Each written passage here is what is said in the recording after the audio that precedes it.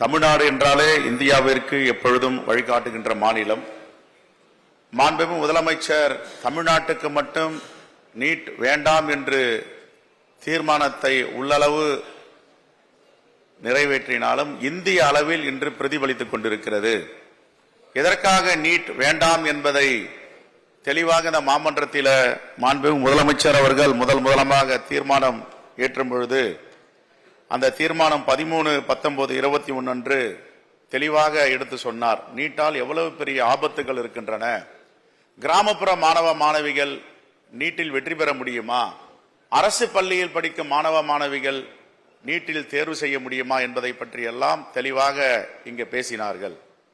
ஆனால் 2 ஆண்டுகள் கழித்து இப்பொழுது அவர் என்ன சந்தேகப்பட்டாரோ, எந்த ஐயத்தை தெரிவித்தாரோ, மாணவ மாணவிகளை பாதுகாக்க வேண்டும் என்ற இந்த தீர்மானத்தை கொண்டு வந்தாரோ, எல்லா மாநிலங்களும் நீட் முறைகேடுகள் சந்தை சிரித்துக் கொண்டிருக்கின்றன.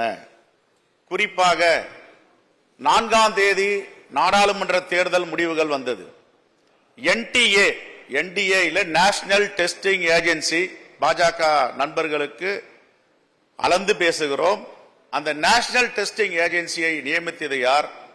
100 கோடி ரூபாய் அதற்கு நிதி ஒதுக்கியது யார்? பைஜு நிறுவனத்தோடு ஒப்பந்தம் போட்டது யார்? 3,50,000 கோடி வருடத்திற்கு வருமானம் வருகிறது, அதில் பங்குதாரர்கள் யார்? அனைத்தையும் சொன்னால் இந்த அவையிலே வருத்தப்படுவார்கள்.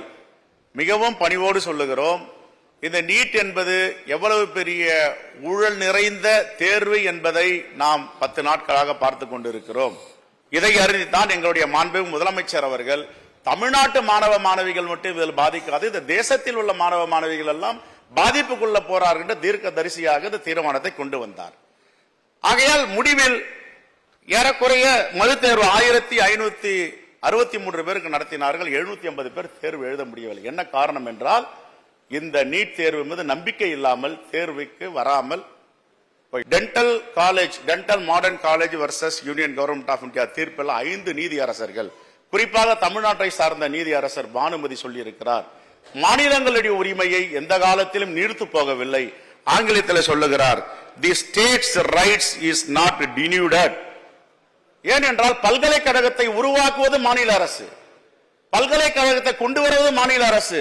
அந்த பல்கலைக்கழகங்களில் மருத்துவ மாணவர்களை சேர்க்கும் உரிமை மாநில அரசுக்கு இருக்கிறது என்பதை உச்சநீதிமன்ற 5 நீதி அரசர்கள் சொல்லியிருக்கிறார்கள்.